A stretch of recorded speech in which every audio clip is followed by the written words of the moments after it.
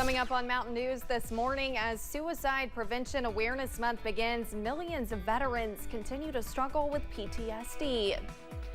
And before graduating, some first responders were given a test unlike any other to help them prepare for real-life situations. Dedicated to Eastern and Southern Kentucky, this is WYMT Mountain News This Morning.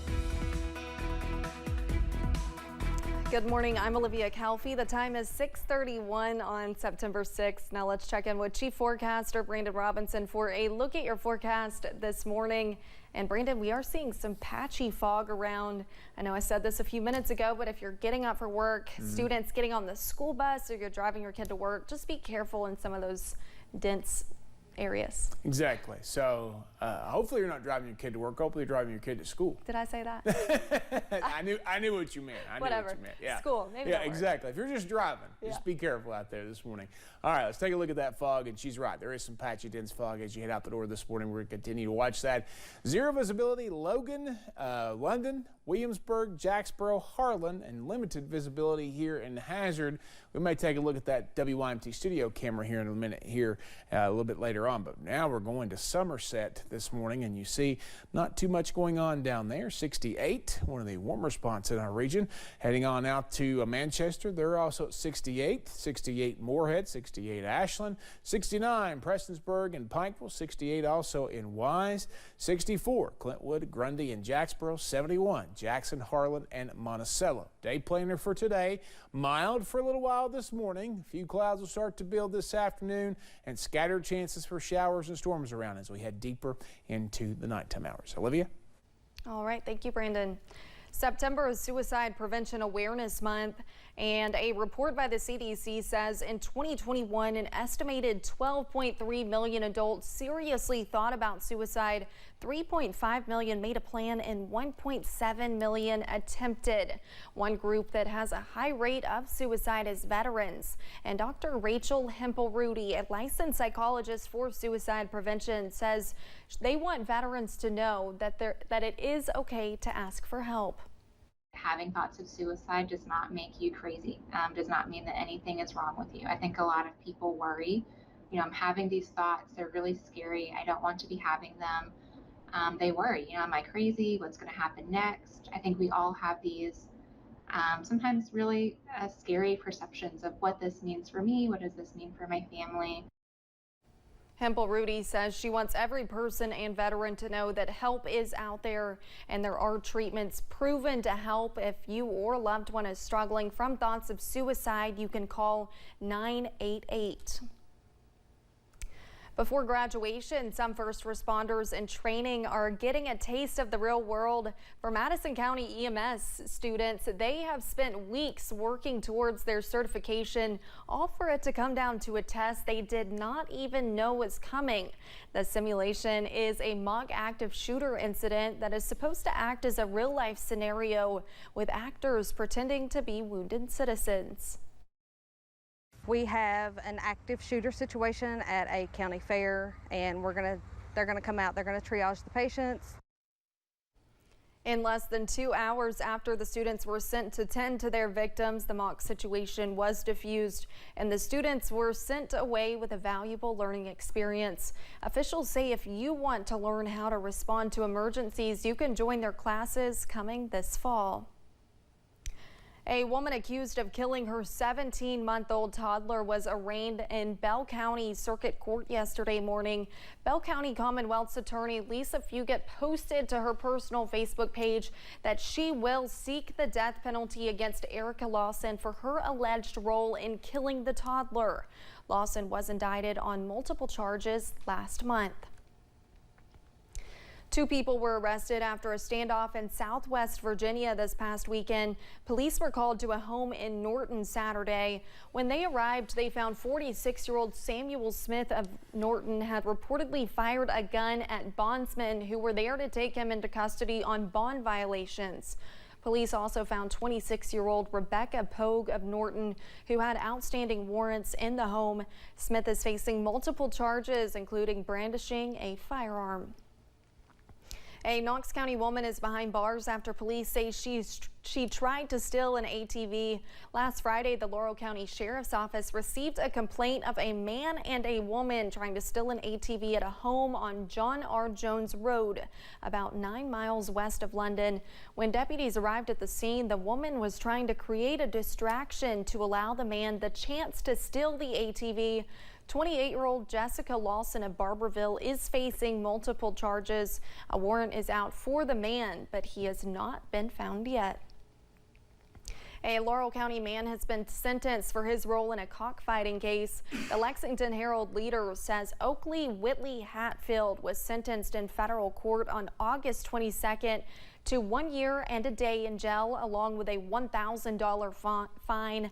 The Herald-Leader also reports while Hatfield was waiting to stand trial earlier this year, he asked a witness in the case to lie about the role his girlfriend had in the operation. We have more about this on our website at WYMT.com. 2 people are recovering from a fall in southern Kentucky this past weekend. It happened near the dam on Beaver Creek behind Kennett's Antiques in Wayne County Sunday. In a Facebook post, officials with the Wayne County Rescue Squad said a woman and a child fell about 15 feet. They were not identified, but they were rescued and taken to the Wayne County Hospital for treatment. We do not know their current conditions. A traffic alert for those in Clay County. Transportation officials say the Martin Branch Road Bridge in the Bullskin Creek community is being replaced on September 25th.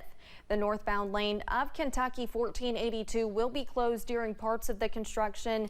The bridge project has a traffic impact time of up to 6 days and is scheduled to be reopened near the end of November. We understand there will also be a project involving a bridge replacement in Harlan County beginning on September 18th. The bridge project will replace the Ages Creek Road Bridge through Ages Branch. Those on the road need to watch for signage and flaggers. This project also has a traffic impact of up to 90 days and is scheduled to reopen in the middle of December. In a news conference yesterday morning, Governor Andy Beshear announced a record $386 million investment to expand internet access in 46 counties. 3 counties in our region were awarded funding for internet expansion. Bell County is receiving a little more than $214,000 for its project, while Laurel County is receiving more than $3.5 million. Pulaski County is being granted nearly $20 million. All of this will be with Spectrum as the provider. We're looking at the latest unemployment numbers in Kentucky. According to the August 2023 employment report by the Bureau of Labor Statistics, there was an increase of 187,000 jobs in August, but the unemployment rate slightly rose. Experts with the Kentucky Retail Federation say employers aren't seeing as many applicants as they did in the past. It's kind of been in the last year to 3 that it's been, a lot of openings. We've heard people say whenever I had an opening, 5 years ago, I would have 25, 30 people apply for the job. Now I may get, they may get 5. And according to the Kentucky Center for Statistics, from July of 2022 to July of this year, unemployment rates rose in 98 counties and fell in 17. Leslie County officials have worked on finding a way to honor heroes of the past in their community. WYMT's Chandler Wilcox tells us what project now symbolizes the action of those heroes in Hyden. A mural full of symbolic figures is on display in Hyden. We're fortunate enough to have 2 amazing mural artists from Leslie County that are doing things all across the state right now. So we contacted them and we kind of spitballed some ideas, and that's kind of how we got the mural. The idea they settled upon was a fluorescent design. All the plants that are in the mural are Eastern Kentucky based, so you'll find them here in nature.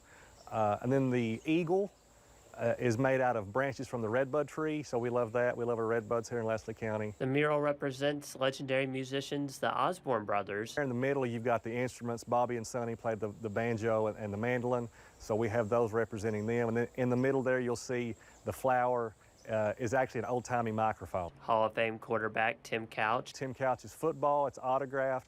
And then my favorite part of that is the subtle two behind the ball. And trailblazing nurse Mary Breckenridge. You have the Mary Breckenridge section with the stethoscope that goes into a horseshoe. We all know Mary Breckenridge was associated with horses, so that's a big deal to us. Each design symbolizing inspiration for the community. They show hope, they show opportunity, and it was great for us to be able to recognize what those folks have done with this mural. Inspiring folks to believe they can accomplish great things. And Hayden Channel Wilcox to BYMT Mountain News.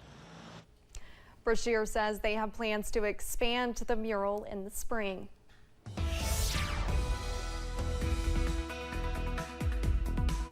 Good to see my old friend Joel there in that package. We're looking at temperatures out there in the mid-60s here in Hazard at 641, but there is the big thing we're talking about. It's the fog out there this morning, so close to zero visibility here in Hazard. Take it easy across the region. Many spots out there with close to zero visibility. Temperatures very mild out there. Hazard kind of joining the cooler club this morning, which includes Clintwood, Wise, Grundy, and Jacksboro, but a lot of folks mid to upper 60s and even low 70s out there. 71 Jackson, 70 Harlan, and 71 in Monticello. Out the door forecast for you this morning. We're going to see clouds and sunshine for a little bit along with that fog, and then we'll see those clouds increase and chances for scattered showers and storms coming later today. Olivia. Thanks, Brandon, and thank you for joining us. The time is now 6:42. Still to come on Mountain News this morning. There has been a back-to-school meltdown for some as sweltering temperatures force classes to close across the country.